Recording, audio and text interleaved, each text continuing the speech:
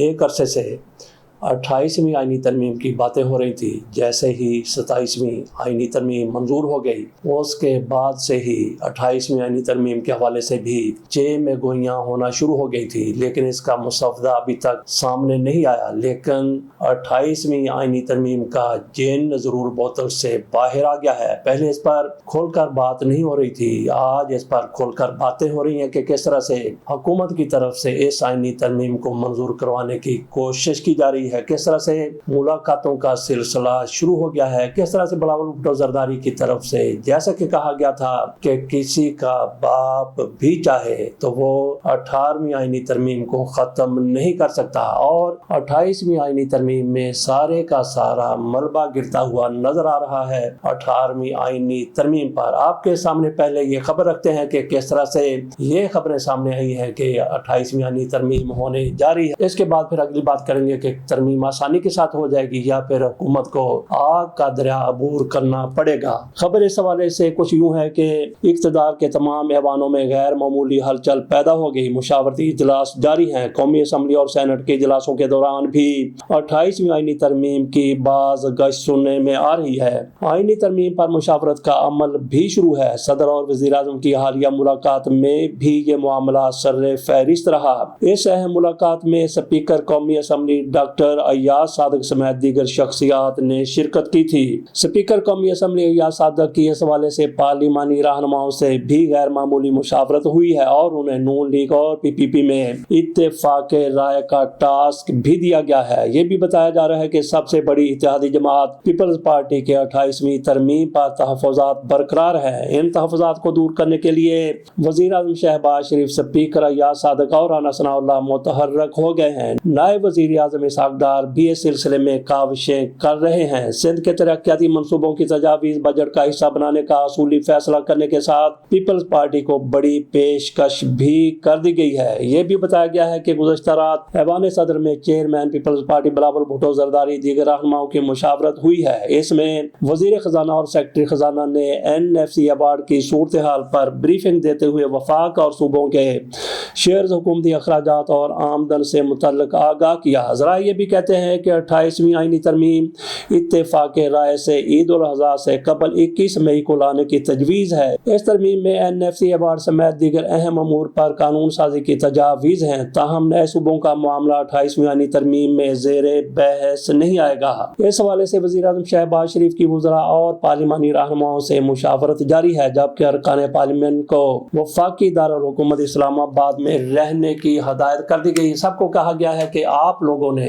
इस्लामाबाद में मौजूद रहना है, क्योंकि किसी वक्त भी इस तरमीम की मंजूरी के लिए आपके वोटों की ज़रूरत पड़ सकती है। ये तो हमने आपके सामने खबर रख दी कि किस तरह से हुकूमत की तरफ से मुकम्मल तैयारियां की जा रही हैं कि आईनी तरमीम को मंजूर करवा लिया जाए। तो जहां तक पीपल्स पार्टी का तल्लुक है, जैसा कि बिलावल भुट्टो जरदारी की तरफ से कहा गया था कि किसी का बाप भी चाहे तो वो आईनी तरमीम 18वीं ख़त्म नहीं कर सकता, और इसमें NFC अवार्ड के हवाले से जो तराश खराश होनी है, जो नोक पलक दुरुस्त होनी है, इस पर बिलावल भुट्टो जरदारी क्या कहेंगे, क्या करेंगे। मुझे लगता है कि बिलावल भुट्टो जरदारी की तरफ से वो जो कहा गया था किसी का बाप, वो खामोशी से बैठ जाएंगे, और वो जैसा कि हुकूमत की तरफ से अभी से इनको लारे दिए जाने लगे हैं, फंड्स की बात हो रही है और दीगर भी कई इनको सहूलतें देने की भी बात हो रही है। NFC अवार्ड के हवाले से भी इनको लालच दिया जा रहा है। इनको मनाने के लिए, इनको साथ रखने के लिए मुझे नहीं लगता कि पीपल्स पार्टी इतनी जुर्रत का मुजाहरा करेगी कि एक साइड पे जाके खड़ी हो जाएगी। तो बाकी पाकिस्तान में जिस तरह से आईनी तरमीम मंजूर होती है वो सबके सामने है।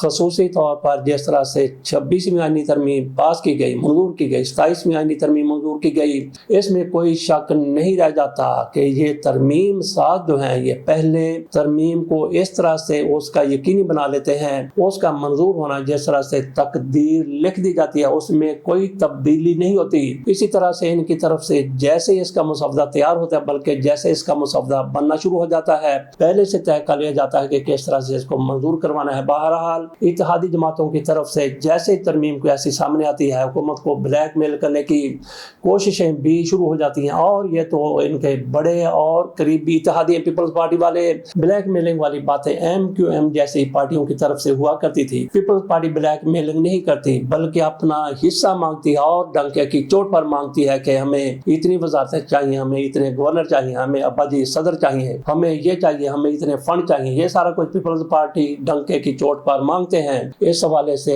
حکومت کی طرف سے ان کو لالچ دیا جا رہا ہے۔ مجھے نہیں لگتا کہ اگر حکومت کی طرف سے کہہ دیا جائے کہ جاؤ ووٹ نہ دو، اس کے باوجود بھی پیپلز پارٹی ووٹ دینے سے انکار کر دے گی۔ سوال ہی پیدا نہیں ہوتا کہ بلاول بھٹو زرداری اور ان کے ابا جی ترمیم میں حصہ لینے سے یا ترمیم کی مخالفت پر اتر آئیں، ترمیم کی حمایت نہ کریں۔ سوال ہی پیدا نہیں ہوتا، کیونکہ ان کو پتا ہے کہ اگر ہم نے ترمیم کی حمایت نہ کی، اور کہاں سے ترمیم آ رہی ہے، کیسے لائی جا رہی ہے۔ اس میں یہ بات بھی ہو رہی تھی کہ عاصم منیر صاحب کو، فیلڈ مارشل کو صدر پاکستان بنانے کے حوالے سے بھی اس ترمیم میں بہت کچھ موجود ہے، گو کہ مسودہ سامنے نہیں آیا، لیکن ایسا نہیں لگتا کہ اس ترمیم میں ایسا کچھ ہوگا۔ بہرحال آگے جا کے اگلی ترمیم میں ایسا بہت کچھ ہو سکتا ہے۔ تو باقی پیپلز پارٹی والے سوال ہی پیدا نہیں ہوتا، کیونکہ ان کو پتا ہے کہ اگر ہم نے ترمیم میں حمایت نہ کی، ترمیم کی منظوری میں اپنا کردار ادا نہ کیا، تو پھر ایوان صدر سے سیدھا جیل میں، اور آصف علی زرداری صاحب کی ہڈیوں میں، پسلیوں میں پہلے جیسی توانائی نہیں رہی۔ وہ جیل میں جائیں اور جیل میں ان کے ساتھ وہی کچھ ہو جو کسی عمران خان کے ساتھ ہو رہا ہے۔ پہلے بھی آصف علی زرداری جیل جاتے رہے، میاں نواز شریف بھی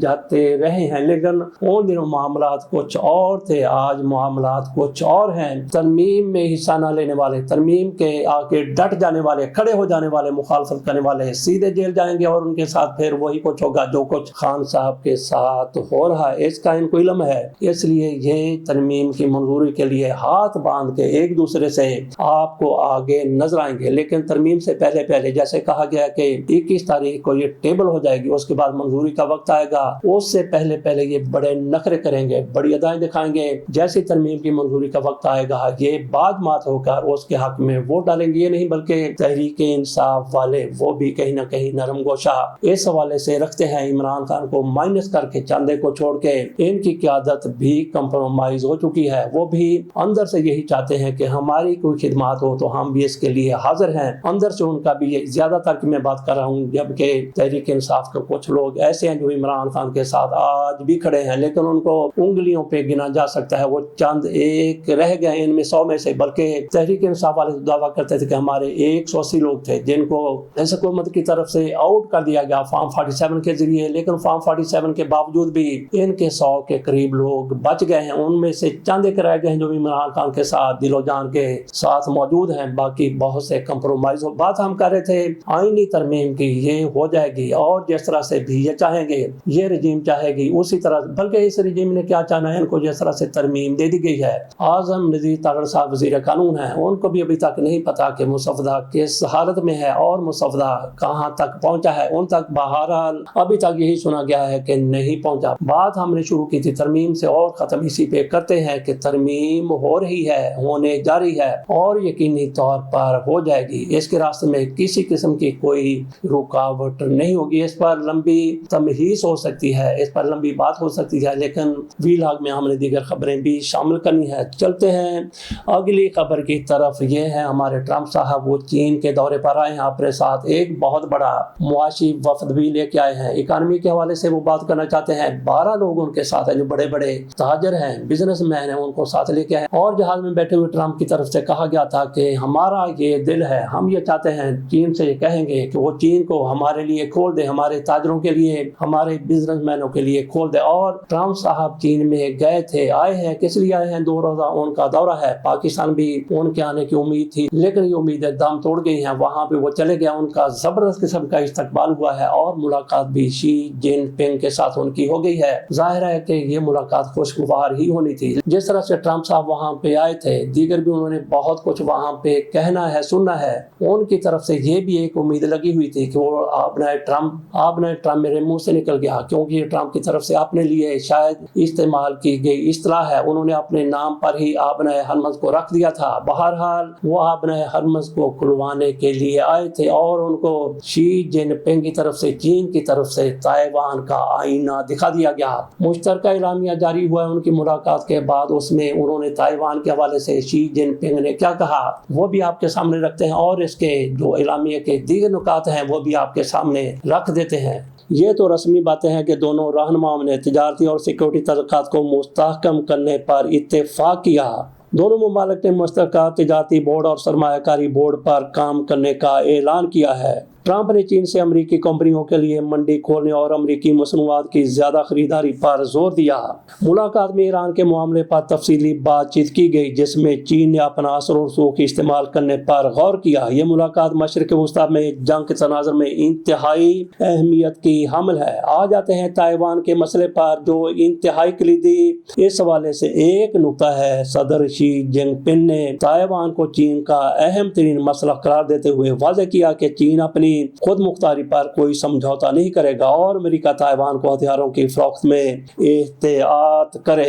دیگر بھی کئی امور پر بات چیت ہوئی ہے، لیکن ان کی طرف سے کہا گیا کہ امریکہ کو چاہیے کہ جس طرح سے وہ تائیوان کو ہتھیار فراہم کر رہا ہے اس میں احتیاط کرے۔ گویا چین کی طرف سے کہہ دیا گیا کہ جناب علی ان کی تھوڑی سی حمایت کم کر دیں۔ تو اس پر ٹرمپ کا کیا رد عمل ہوگا؟ میری ویسے اس حوالے سے رائے یہ ہے کہ ٹرمپ اس حوالے سے مثبت رد عمل دیں گے، کیونکہ ٹرمپ صاحب کاروباری ذہن کے مالک ہیں۔ وہ چاہیں گے کہ چین کے ساتھ ہماری معاشی ترقی کے حوالے سے زیادہ پیش رفت ہو۔ لہٰذا تائیوان کے حوالے سے کہا جا سکتا ہے کہ ٹرمپ صاحب جب تک صدر ہیں امریکہ کے اس وقت تک وہ تائیوان کے حوالے سے جو کچھ کر رہے تھے اس میں تھوڑی سی پسپائی اختیار کر لیں، اور یہی چین کی کامیابی ہوگی۔ اسرائیلی وزیر اعظم یاہو کی طرف سے ایک بہت بڑی اسٹیٹمنٹ دی گئی ہے جس نے اسلامی دنیا کو ہلا کے رکھ دیا ہے، اور متحدہ عرب امارات اور ایران میں تو گویا ایک بھونچال کی کیفیت ہے۔ یاہو کے دفتر کی طرف سے کہا گیا ہے کہ جن دنوں میں جنگ جاری تھی، جنگ لگی ہوئی تھی، ایک دوسرے پر حملے ہو رہے تھے،